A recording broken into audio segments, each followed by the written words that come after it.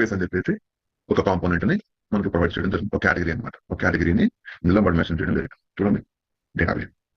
ఈ డేటాబేస్ లో ఆర్డిఎస్ అనేది రెగ్యులర్ గా అన్ని కంపెనీస్ లో వాడే, అంటే ఏడబ్ల్యూఎస్ ఎన్విరాన్మెంట్ ఎక్కడైతే యూస్ చేస్తున్నారో ఆ కంపెనీస్ లో యూస్ చేసే ఒక మోస్ట్ పాపులర్ సర్వీస్ అనమాట.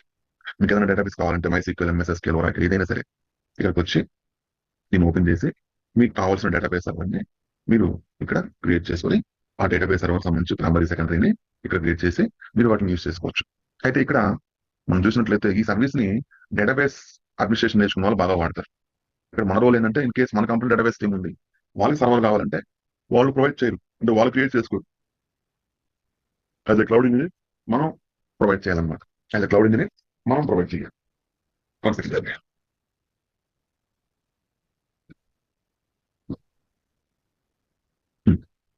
సో ఇక్కడ మనకి ఇప్పుడు ఈ సర్వీస్ యూస్ చేసుకుని మనం ఏం చేద్దామంటే మనకు కావాల్సిన ఒక డేటాబేస్ సర్వర్ని రెడీ చేద్దాం. Easy setup, operate and scale A relation database in the cloud.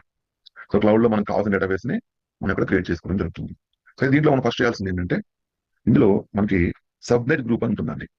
Subnet group create చేయాలి. Select subnet group.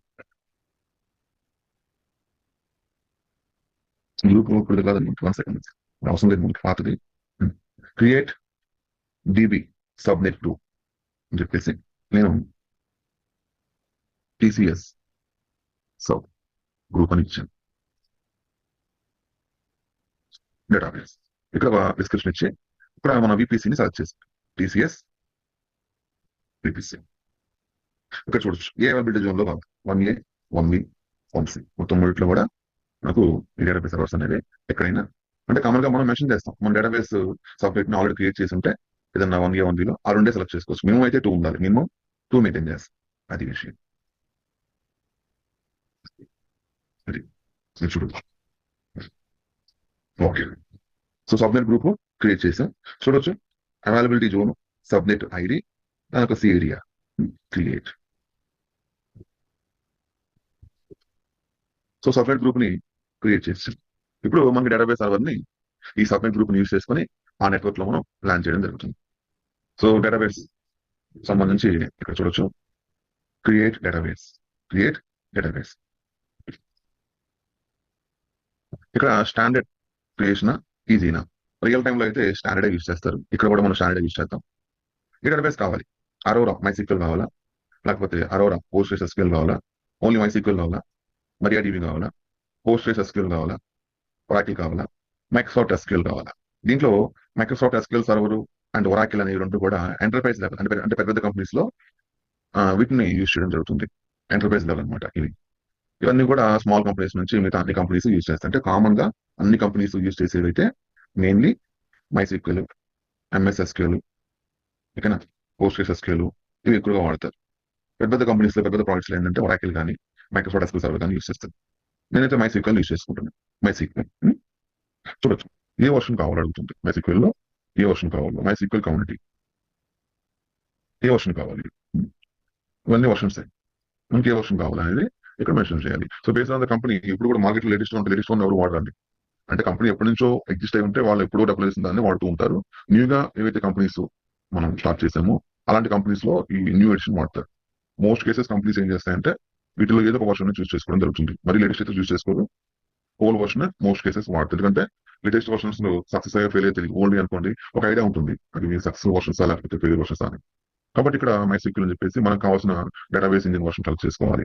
నెక్స్ట్ ఇప్పుడు దీన్ని ప్రొడక్షన్ ఎన్విరాన్మెంట్ లో మీరు రన్ చేద్దాం అనుకుంటున్నారా, డెవలపింగ్ టెస్టింగ్ ఎన్విరాన్మెంట్ లో రన్ చేద్దాం అనుకుంటున్నారా, లేకపోతే ఫ్రీ టైర్ కింద రన్ చేద్దాం అనుకుంటున్నారా అంటే రియల్ టైమ్ లో ప్రొడక్షన్ ఎన్విరాన్మెంట్ లోనే డేటాబేస్ సర్వీస్ ని యూజ్ చేయడం జరుగుతుంది. కాబట్టి ప్రొడక్షన్ ఆప్షన్ సెలెక్ట్ చేసుకుంటారు. Availability and durability. సో మీకు ఇది సింగిల్ DB కావాలా, లేకపోతే మల్టీ జోన్ DB ఇన్స్టెంట్ కావాలా అంటే మనకి సింగిల్ DB అంటే అది ఫెయిల్ అయితే అర్థం కదా. కాబట్టి ఇక్కడ చూడొచ్చు create a primary DB instance and secondary DB instance in the different availability zone. చదవాలంటే మొత్తం కూడా మీకు, ఎందుకంటే it provide highly availability and data redundancy. ఓకేనా, for the standby DB instance don't support connection for read workloads. అంటే మనకి దీంట్లో only primary మాత్రమే డేటాని రీడ్ చేస్తుంది, రైట్ చేస్తుంది, అదే మనకు అవైలబుల్ గా ఉంటుంది. సెకండరీ ఇప్పుడు కూడా మనకు అవైలబుల్ గా ఉంటుంది. ప్రైమరీ పేరు సెకండరీని ప్రైమరీ కింద మార్చుకుంటారు రియల్ టైమ్ లో. బట్ ఇక్కడ మనకి సింగిల్ డేటాబేస్ కావాలంటే సెలెక్ట్ చేసుకోండి. మల్టీ కావాలంటే సెలెక్ట్ చేసుకోండి. లేదా క్లస్టర్ కాన్సెప్ట్ కావాలి అంటే ఇది ఫస్ట్ ఆప్షన్ తీసుకోండి. ఫస్ట్ ఆప్షన్ చూస్ చేసుకోండి.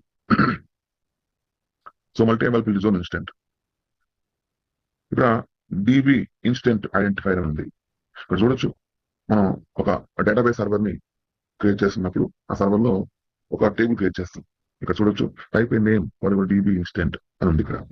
కాబట్టి ఒక నేమ్ అయితే ఇక్కడ మనం మెన్షన్ చేద్దాం. Next dB server compulsory admin and password ఈ రెండు మనం అసైన్ చేయాలి. ఒకటి మాస్టర్ యూజర్ అడ్మిన్ అని ఉంది. సో ఇక్కడ నేమ్ మార్చుకోండి కావాలంటే టెస్ట్1 యూజర్ నేమ్ టెస్ట్1 అనమాట. పాస్వర్డ్ మనం వచ్చింది ఇచ్చుకోవచ్చు. Capital EST small EST 1 2 3. Again capital EST small EST 1 2 3. First dB instant class అంటే మనకి ఇన్స్టెంట్ ఏ ఇన్స్టెంట్ టైప్ కావాలని అడుగుతున్నాడు. బై డిఫాల్ట్ ఏం చెప్తున్నాడు, 2 ప్రాసెస్ 8 GB ర్యామ్ అంటున్నాడు. 2 ప్రాసెస్ 8 GB ర్యామ్ అంటే డిబి సర్వర్స్ కి మినిమం అయితే ఈ ఇన్స్టెంట్ టైప్ మనం తీసుకోవాలి, వాడే మెన్షన్ చేస్తున్నాడు. లేదా బరిష్టబుల్ అంటే 2 ప్రాసెస్ 1 GB ర్యామ్, లేదా మెమోరీ ఎక్కువ ఉంది కావాలంటే ఈ సెలెక్ట్ చేసుకుంది 2 ప్రాసెస్ 16 GB ర్యామ్. సో ఇక్కడ మనం బరిష్టబుల్ తీసుకున్నాం 2 process 1 GB RAM, 2 process 1 GB RAM, 2 process 2 GB RAM తీసుకుందాం.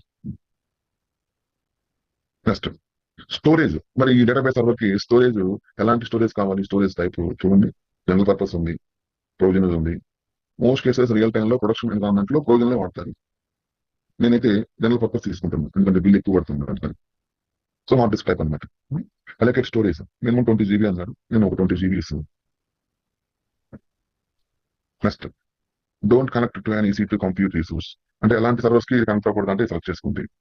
Connect to an EC2 compute resource అంటే ఇక్కడ చూడొచ్చు, don't setup A connection to compute resource for this database. You can manually setup A connection to A compute resource later.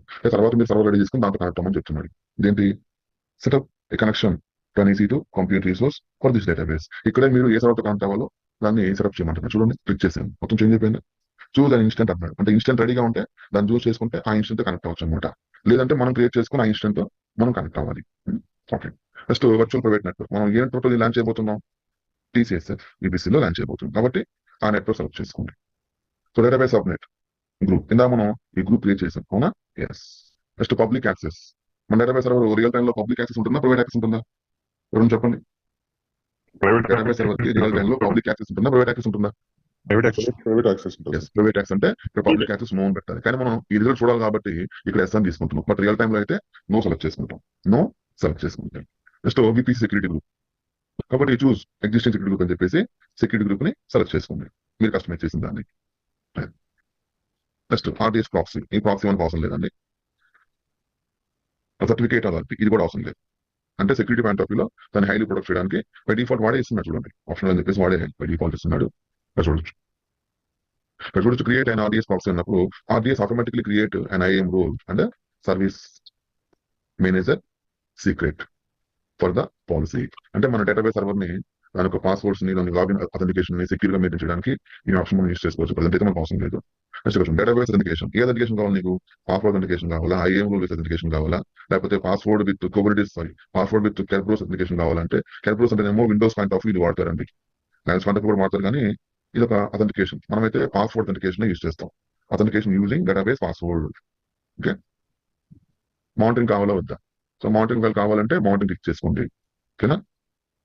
So monitoring అనేది every 6 months ఒకసారి కంటిన్యూగా మనకి monitoring చేయడం జరుగుతుంది. Clear. ఇక్కడ చూడండి, ఎడిషనల్ కాన్ఫిగరేషన్ ఉంది. ఎడిషనల్ క్లిక్ చేయండి ఒకసారి. డేటాబేస్ ఏమైనా క్రియేట్ చేస్తారని అవుతుంది. ఓకే.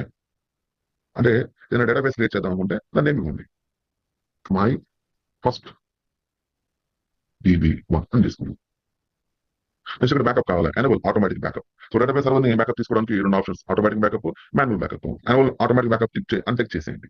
బ్యాకప్ నాకు వద్దు, ఆటోమేటిక్ బ్యాకప్ నాకు వద్దు. ఎంక్రిప్షన్ చేయాలా వద్దా? ఎస్. డేటాబేస్ సర్వర్ కంపల్సరీ మనం ఎంక్రిప్ట్ చేయాలన్నమాట. కంపల్సరీ ఎంక్రిప్ట్ చేయాలి మన అకౌంట్ ఐడి. నెక్స్ట్ ఎలాంటి రిపోర్ట్స్ మనకి జనరేట్ చేయాలి క్లౌడ్ వాచ్ అంటే, audit log, error log, general log, ఈ రిపోర్ట్స్ అన్ని కూడా ప్రొవైడ్ చేయాలి.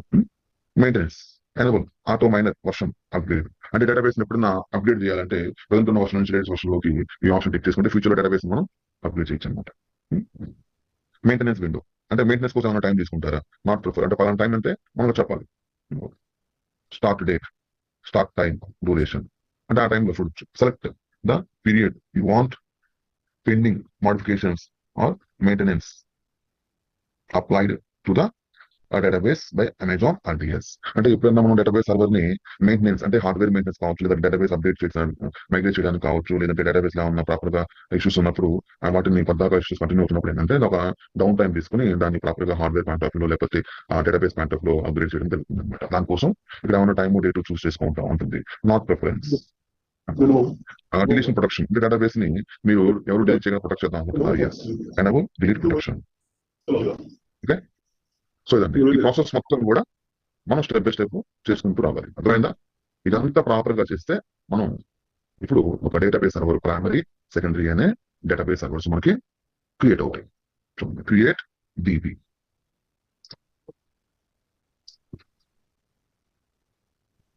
డేటాబేస్ సర్వర్ మీరు క్రియేట్ చేసి మర్చిపోతే బిల్ చాలా ఎక్కువ వస్తుందండి. కాబట్టి ఈ ప్రాక్టికల్ చేసినప్పుడు కంపల్సరీ ఒక్క నిమిషం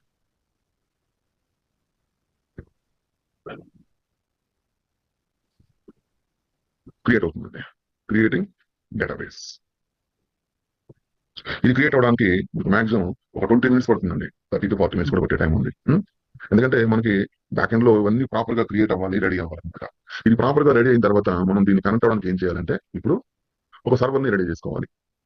ఒక సర్వర్ ని అదే నెట్వర్క్ లో రెడీ చేసుకోవాలి. ఒక లైనిక్ సర్వర్ ని సేమ్ నెట్వర్క్ లో ఒక లైనిక్ సర్వర్ ని మనం రెడీ చేసుకోవాలి. సైడ్ లైన్ ఇంట్లో పెట్టుకోండి. క్లాస్ అవుతున్నప్పుడు మ్యూట్ లో పెట్టుకోండి. డిస్టర్బెన్స్ అవుతుంది కదా అందరికి. ఓకే, ఇప్పుడు ఇక్కడ నేను ఒక ఇన్స్టెంట్ ప్లాన్ చేస్తున్నా. DB client Visual Dynamics.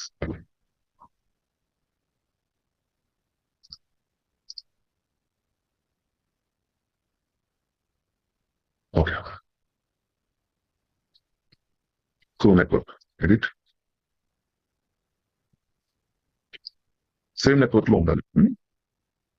Availability ఇక్కడ చూస్ ఎగ్జిస్టింగ్ టెస్టింగ్. సో ఇలా సర్వర్ రెడీ చేసి, సో ఇప్పుడు ఈ సర్వర్ మనం కనెక్ట్ అయ్యి ఆ డేటాబేస్ సర్వర్ రెడీ అయిన తర్వాత ఈ సర్వర్ నుంచి మనం కనెక్ట్ అవ్వచ్చు. ఈ సర్వర్ నుంచి కనెక్ట్ అవ్వాలని రూల్ ఏం లేదండి. మనం కావాలంటే మన ల్యాప్టాప్ నుంచి కూడా కనెక్ట్ అవ్వచ్చు. అంటే జస్ట్ కనెక్ట్ అయ్యి ప్రాక్టీస్ చేయడానికి మళ్ళీ ఇంకో సర్వర్ అవసరమా అనే క్వశ్చన్ వస్తుంది. సో కంపెనీస్ ఏంటంటే మీకు ఇచ్చిన ల్యాప్టాప్ నుంచి మీరు కనెక్ట్ అవుతారు అనమాట. మీ కంపెనీ నెట్వర్క్ కనెక్ట్ అయ్యి మీ ల్యాప్టాప్ నుంచి మీరు కనెక్ట్ అవుతారు డేటాబేస్ ని. క్లియర్? కాబట్టి ఈ సర్వర్ రెడీ అయిన తర్వాత అక్కడ డేటాబేస్ రెడీ అయిన తర్వాత మనం దాని నుంచి అంటే ఈ సర్వర్ నుంచి మనం కనెక్ట్ అవ్వడం జరుగుతుంది డేటాబేస్ ని. సో లేదు కంపెనీ వాడు మనకి ల్యాప్టాప్ ప్రొవైడ్ చేస్తారు కదా, దాని నుంచి కనెక్ట్ అవ్వాలి అంటే సో డేటాబేస్ లో కమాండ్ లైన్ ద్వారా వర్క్ చేస్తారు, జియో మోడ్ లో కూడా వర్క్ చేయొచ్చు అనమాట. ఇలా రెండు రకాలుగా డేటాబేస్ ని యాక్సెస్ చేసి వర్క్ చేయడం జరుగుతుంది. ఇన్ కేసు మనం మన కంప్యూటర్ నుంచి డేటాబేస్ ని యాక్సెస్ చేయాలంటే మనం సింపుల్ గా ఓపెన్ చేయొచ్చు. ఇక్కడ ఏంటంటే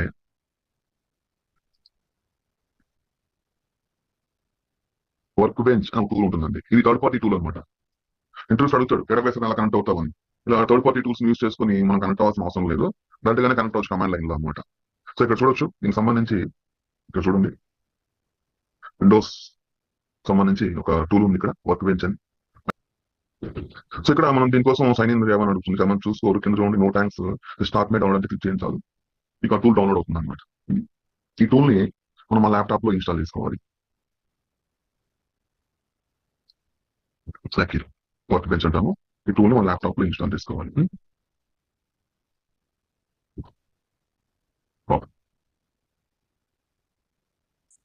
దీన్ని ఇన్స్టాల్ చేసుకోవాలి. నెక్స్ట్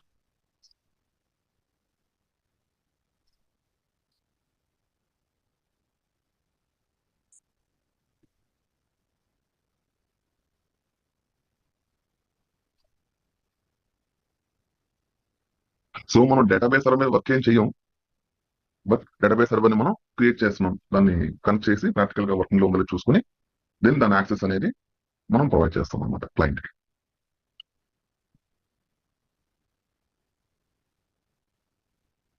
ఎస్,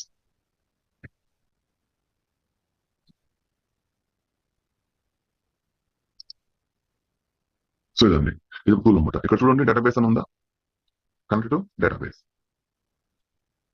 ఓకే, ఇక్కడ మీరు చూడొచ్చు హోస్ట్ నేమ్ అని ఉంది కదా, ఇక్కడ హోస్ట్ నేమ్ ప్లేస్ లో ఏదైతే మనకు ఇప్పుడు ఇక్కడ ఇందాక మనం యూజర్ నేమ్ ఇచ్చామండి, టెస్ట్ 1 అని ఇచ్చాం, గుర్తుందా, టెస్ట్ 1 యూజర్ నేమ్ డేటాబేస్. అది కానీ రాంగ్ ఇచ్చామంటే మర్చిపోయామంటే ఇంకా అంతే. టెస్ట్ 1 అని చెప్పేసి మనం ఇక్కడ ఫస్ట్ దాని ఒక డిఎన్ఎస్ నేమ్ కాపీ చేసి అక్కడ ఒక కీ జనరేట్ అవుతుంది మనకి, దాన్ని ఇక్కడ పేస్ట్ చేస్తాం. డేటాబేస్ పోర్ట్ నెంబర్ అండి ఇది, పోర్ట్ నెంబర్ ఇది. దీన్ని మనం తర్వాత చూద్దాం, ముందు రెడీ అవ్వాలి కదా మనకి అది వర్క్ బెంచ్. టూల్ అయితే ఇన్స్టాల్ చేస్తాం, సర్వర్ కూడా రెడీ చేసుకున్నాం, అంటే రెండు రకాలు కనెక్ట్ అవుతున్నాం మనం. ఇక్కడ ఒకసారి నేను డేటాబేస్ ని చెక్ చేస్తాను అయిపోయిందా లేదా అని.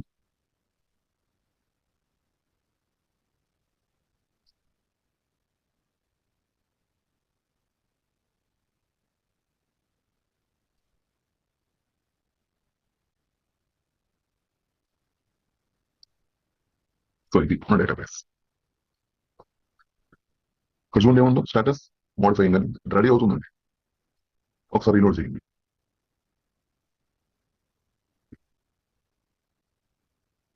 సో ఇది క్రియేట్ అవడానికి మనకి కొంత టైం తీసుకుంటాం.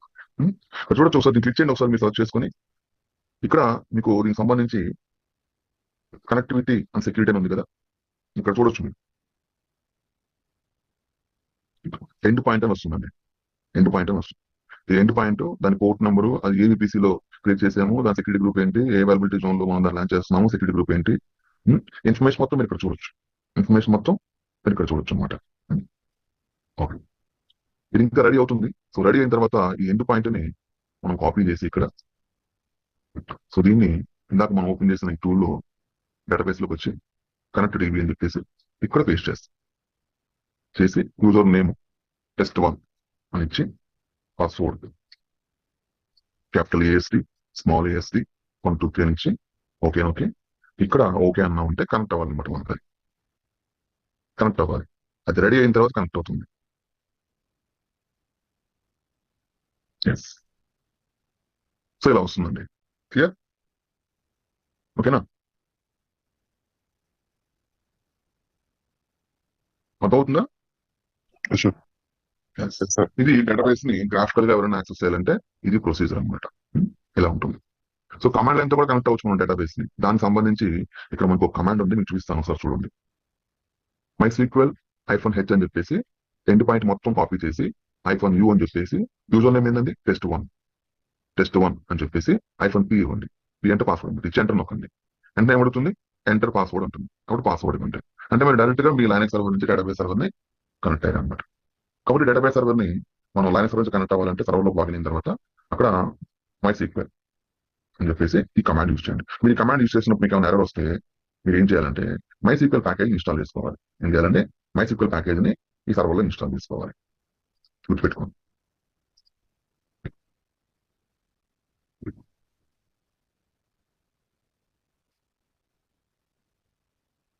మనకి బ్యాక్ ఎండ్ లో రెడీ అయినా కూడా ఫ్రంట్ ఎండ్ లో చేంజ్ చేయడం కొంచెం టైం తీసుకుంటుంది అనమాట. అందువల్ల ఇక్కడ మీరు మాడిఫైయింగ్ ఉన్నా కూడా కనెక్ట్ అయిపోయింది మనకి, ఎందుకంటే బ్యాక్ ఎండ్ లో రెడీ అయిపోయింది ఇది, బట్ ఇక్కడ మనకి ఇంకా రెడీ అవునట్టుగా చూపిస్తుంది అనమాట మనకి. క్లియర్,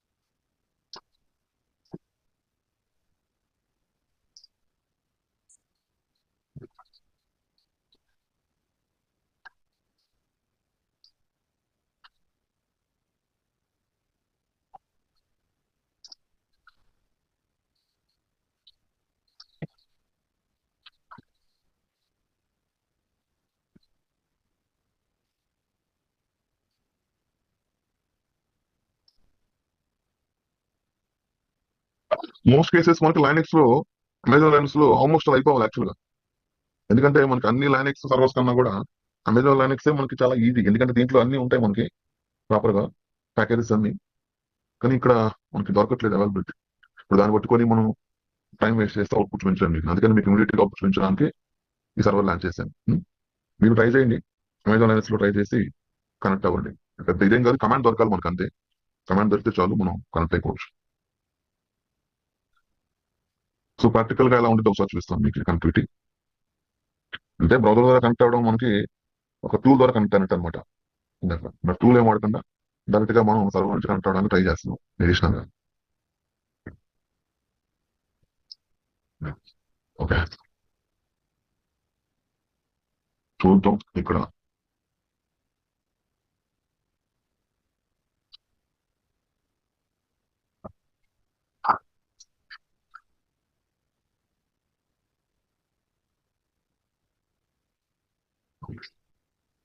ఓకే, సో ఇన్స్టాలేషన్ అయిపోయింది కదా. ఇప్పుడు మనం ఇక్కడ కమాండ్ యూస్ చేస్తాం. చూడండి కమాండ్ ఏముందో. MySQL -h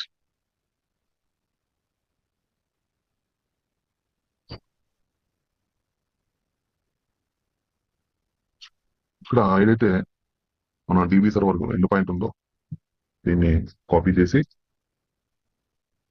పేస్ట్ చేయండి. పేస్ట్ చేసి తర్వాత -u అని యూజర్ నేమ్ ఇచ్చి -p ఇవ్వండి. -u user name test1 -p password. ఓకేనా, కనెక్ట్ అయ్యామా లేదా? సో డేటాబేస్ మీకు నాలెడ్జ్ ఉంటే దీని మీద మీరు డేటాబేస్ క్రియేట్ చేయొచ్చు. దీని మీద మీరు డేటాబేస్ క్రియేట్ చేయొచ్చు. క్లియర్? చూడండి అవైలబుల్ వచ్చిందా లేదా? ఓకేనా? Sir yes sir. సో ఇది మనం ప్రాక్టికల్ గా ఏం చేసామంటే ఒక డేటాబేస్ సర్వర్ ని రెడీ చేసి క్లయింట్ కి ప్రొవైడ్ చేసాం. సో దీంట్లో మనం ప్రైమరీ డేటాబేస్ ని యూజ్ చేస్తున్నాం. దానికి సంబంధించి చూడొచ్చు మన ప్రైమరీ అనేది US1B లో రన్ అవుతుంది ప్రజెంట్. ఇక్కడ మనకు ప్రైమరీ అనే కనిపిస్తుందండి మెయిన్లీ. సెకండరీ అనేది బ్యాకప్ కింద ఉంటుంది అనమాట.